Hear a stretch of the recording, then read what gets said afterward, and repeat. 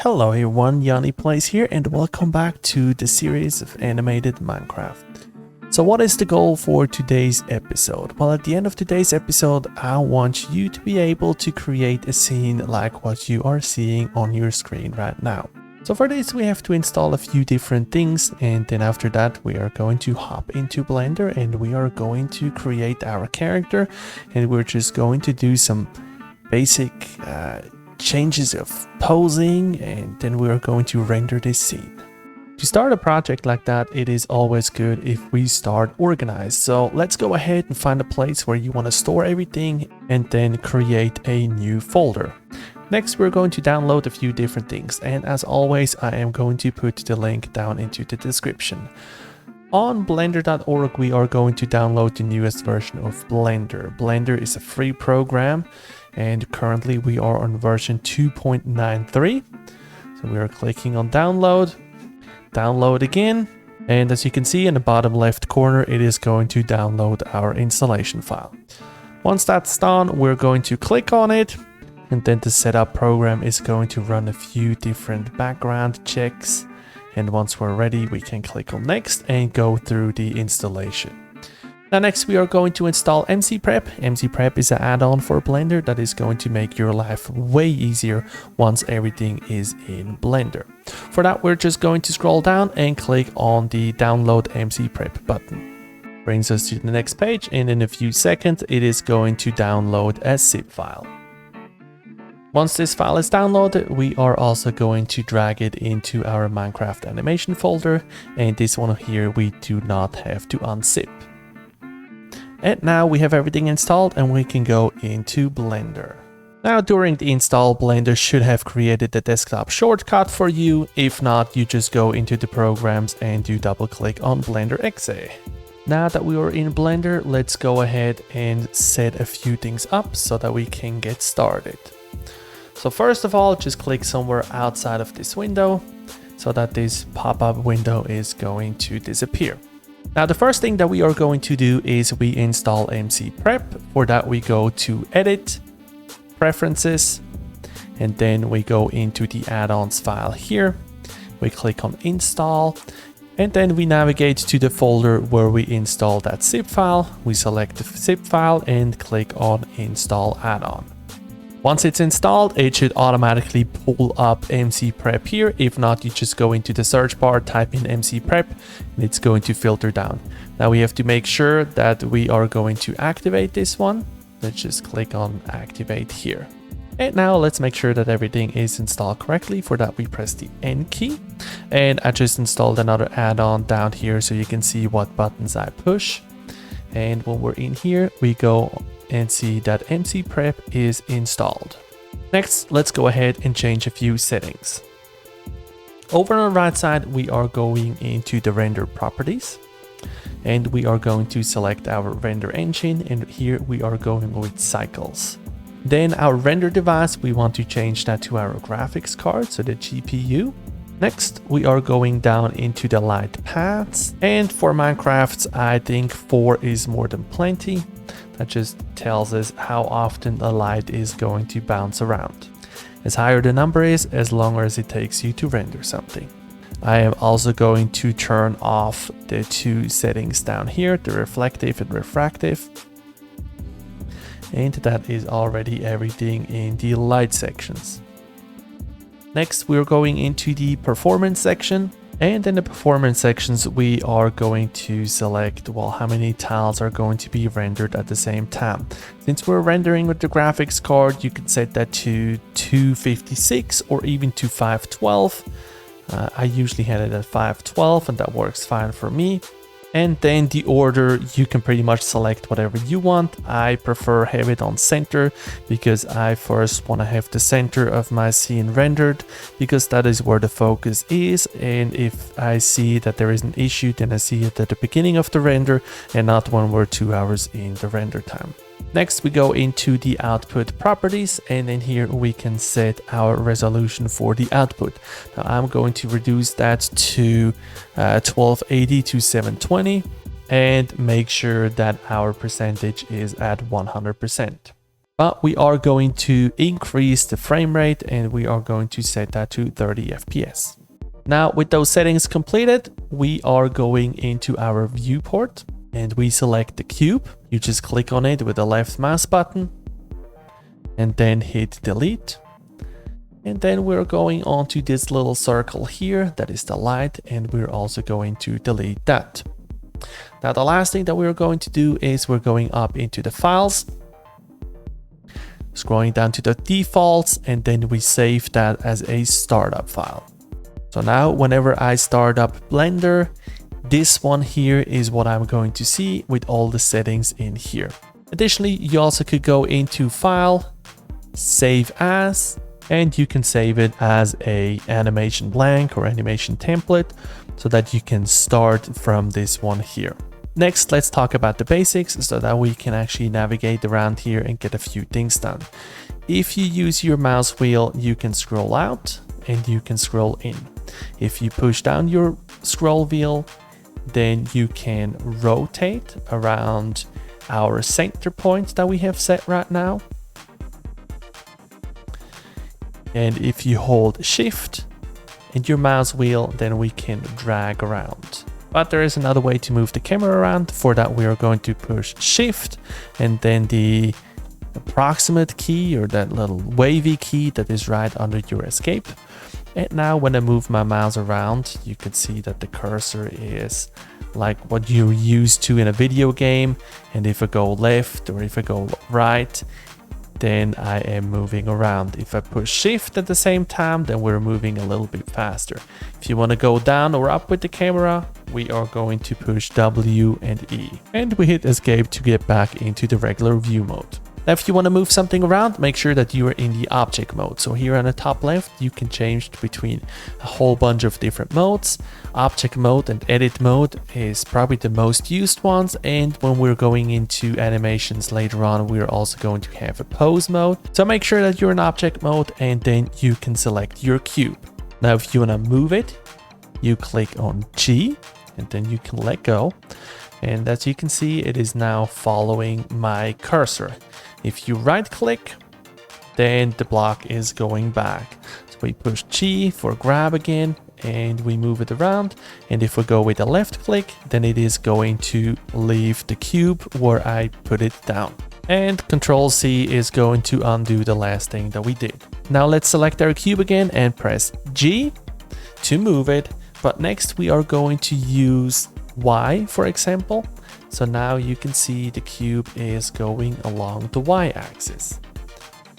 You can do X, now we're along the X axis, and Z, and then we are going along the Z axis. Now while you're moving it, you also can push and hold your middle mouse button, and then you can select in what direction it should snap to the grid.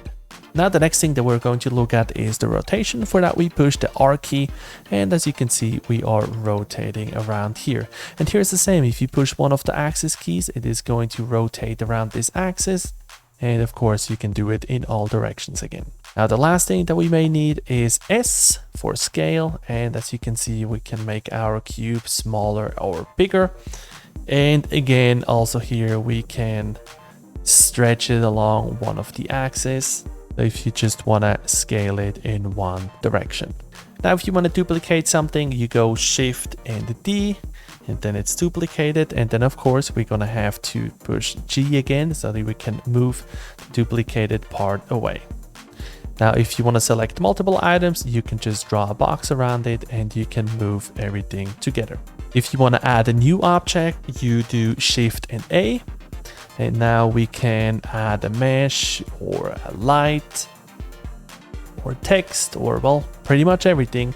So for example, we go into mesh and we're going to add a sphere. And now we have a sphere added to the scene. I go in again, Shift A, and I'm going to add a light, and I go to the sun. Now we have our sun added back in here that we earlier deleted. Now as you saw, every time we added something, it added it here at the center, and we can of course just move that cursor to wherever we want. So now if I add something, it is being added over here. Now, if I select something and I push the period on my numpad, then it is going to zoom into that. So that's another good way if you have something far away. Let's say I have this sphere all the way back here and I want to see it up close. I select it and I hit my numpad period. Now the last thing would be if you hit numpad 0, that would bring us into the camera. So that is what we are actually going to render. And of course, also this camera here, you can move around. As you saw, I used the shift and the tide button. So we can move it. And for example, let's say, well, I want to have the monkey head. So I'm going to go onto the monkey head. So now it would render this scene here. And to get out of the view, you just do numpad 0 again to go back to your regular view where you can work with. So, but now it's time to actually start adding our character. Now for that, we're going to push Shift and A again. And now all the way at the bottom, you are going to see MC Prep. Now the first time that you're going in here, you are not going to see the mob spawner, mash swap and all that stuff. You are going to see a load mobs. So you are just going to click on load mobs and then it is going to load everything in. Alternatively, you also can go up here to add MC Prep and then in here you are going to have the same things. So what we're going to do is we go into the mob spawner, we click on load the mobs. Now it's going to load everything in the background.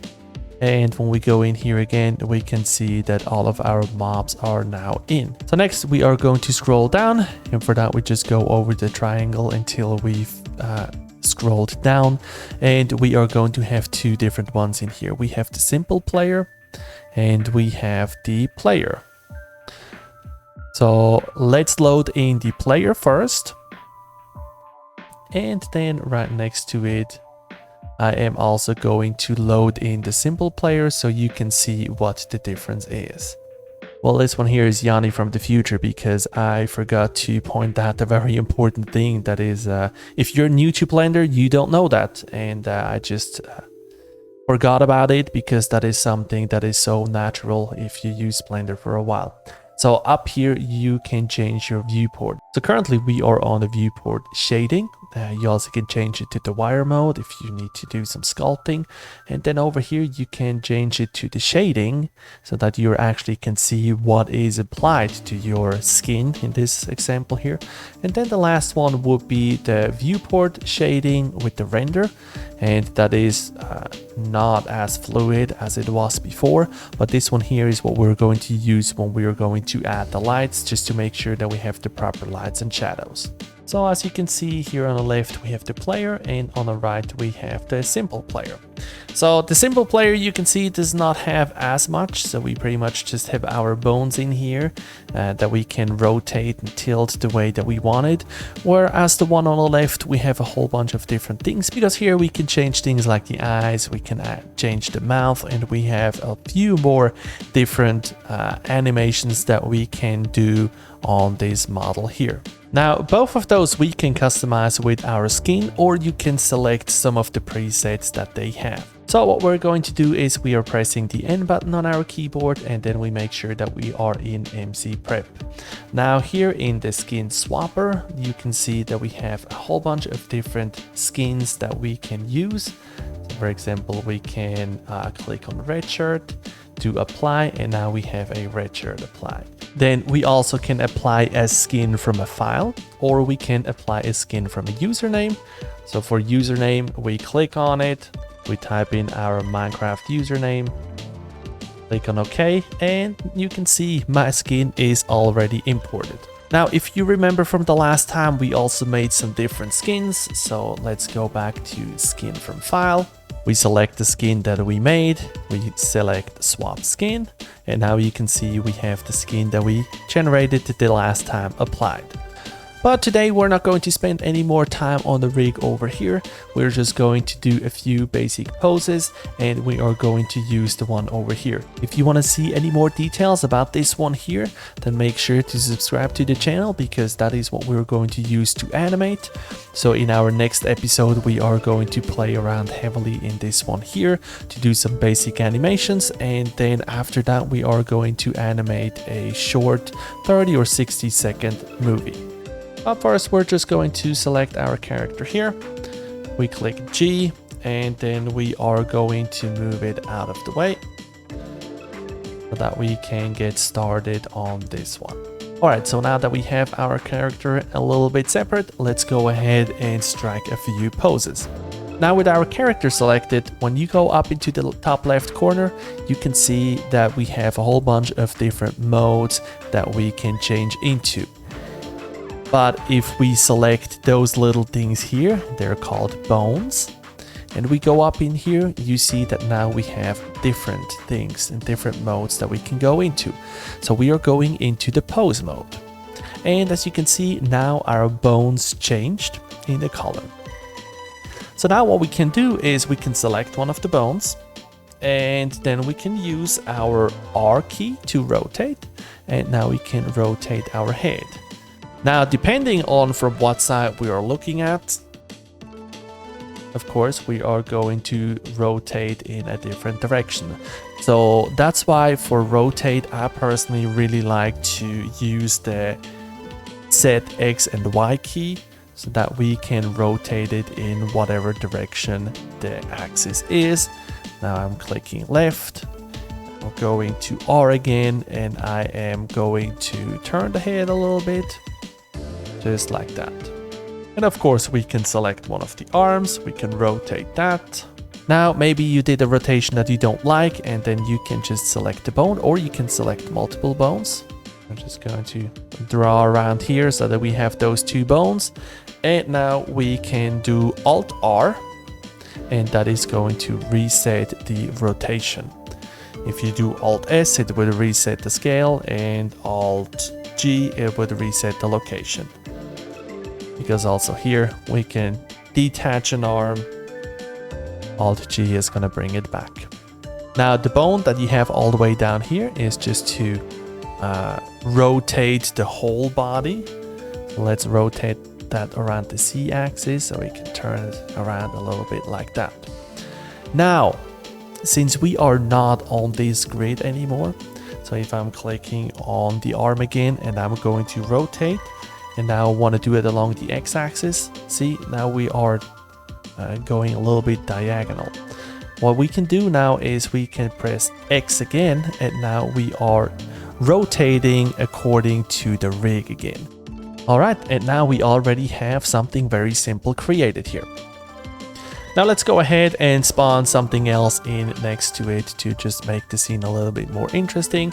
So for that, we're taking our cursor, and I'm just going to place the cursor in the area on where I want this new thing being spawned. And let's see what we could spawn here. Let's just spawn an axolotl. So we select the axolotl, scroll down a little bit, and we spawn it. And as you can see, now we have an axolotl spawned in here. And of course, we already went over how to move things. And if it is too big, then you can just press S, and of course you can scale it down, or you can scale it up if you want to have a bigger axolotl. And then of course you also can change the axolotl itself. You can change the pose from the axolotl, but we are not going to do that this time. We are looking into how we can change things like that in our next episode. So for that, we're zooming out, and we're going to make sure that we are back in the object mode, and we are selecting our camera. And we press G and we grab it and move it over here. Now to make the fine adjustment of the camera, we are just going to hit the 0 on a numpad. And then we are doing Shift and the tide key, or whatever the name of that key is, and we're moving in the location that we want. Now we hit 0 again to get out of this view. And now the last thing that we have to do is we are just going to add a simple light. And again, in the lighting section in the next episode, we are going to go into way more details than what we are going to do in this initial introduction video. But for that, we go to Shift A and we add a light, and let's just go with the sun. And we make sure that the sun is above here. Then we click over into the rendered view and we look back into our camera, make sure that we like everything. And then we are ready to render this scene here. Now, if for some reason your sun would not be bright enough, you can go over to your settings page again. Let's hit N to get this one away. So you can go in here and you can click on this light bulb. And you can, of course, change the color, and you also can change the strength. So, and if I am just clicking and dragging that over, I'm changing the strength of the sun. You can see now it is way too bright. So I'm actually just going to set that down to about 1.5. And if you have too much shadowing on it, you can just unselect the cast shadow. And now we are ready to render this scene. To render the scene, we are simply going to press F12. And now a new window is opening up and everything is rendering. And of course, in the top, you can see a lot of details on how it is rendering. And since this was such a simple render that we did, it is already completed. Now you can go on to image and you can click save. And now you can find out where you would like to save your render. So now what I often do is I'm taking my character, I duplicate it and move it over a little bit, strike the pose that I need for a thumbnail or for whatever I need it for, make sure that the lighting is all set up properly, and then I'm going to render that. But of course the render looks quite boring with just that gray background and there is not much around it, but often in a thumbnail you don't want the background, you actually want the background removed. So what we are going to do is we go to remove.bg and then we select our picture, drop it in here, and now it is going to remove our background. And then all we have to do is we have to take this picture, we have to import it to whatever program we are doing our final design on. Just gonna put that right here, and then we can start creating our thumbnail or picture or whatever you would like to do with it. Now I really hope that I'm going to see you at my next video where we are going to look in even more details. If you don't want to miss out on that, hit the subscribe button, and also a like is going to mean a lot for me. Thank you very much for watching and have a wonderful rest of your day.